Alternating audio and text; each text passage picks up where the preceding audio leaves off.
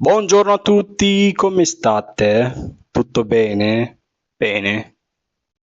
ይቺ ቪዲዮ ትድረስ ጊዜ ለሌላችሁ በጣሊያን ሀገር እየተማራችሁ ላላችሁ ጀለሶች ላፒያዲና ቂጣ በሏት። ለምሳሌ እኔ ይቺን የገዛኋት ካልተሳሳትኩ 1 ብር ከ40 ዩሮ ነው።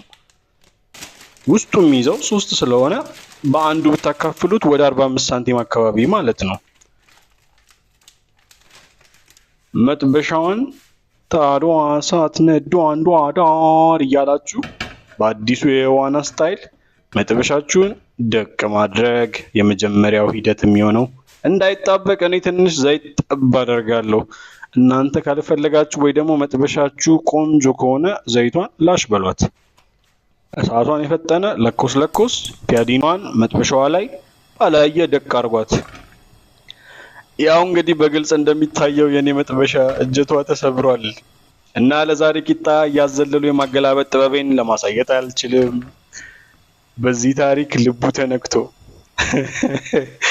አረ እንደው በዛውም የምትሰራው ስራ ደስ ስለሚለኝ ግድ የለም ቡና ለጋብዘ እስቲ እኔን ስማኝ የሚል ሰው ካለ በቴሌግራም በጽሁፍ ቢጠይቀኝ የፔፓል አካውንት ሊንኬን ወዲያው ነው የምልከው።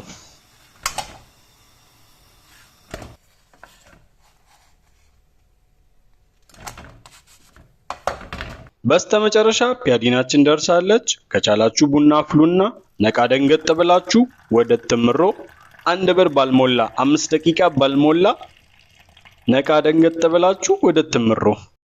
አሪፍ መልካም ቀን ይሁንላችሁ። በቀጣይ ቪዲዮ እንገናኝ።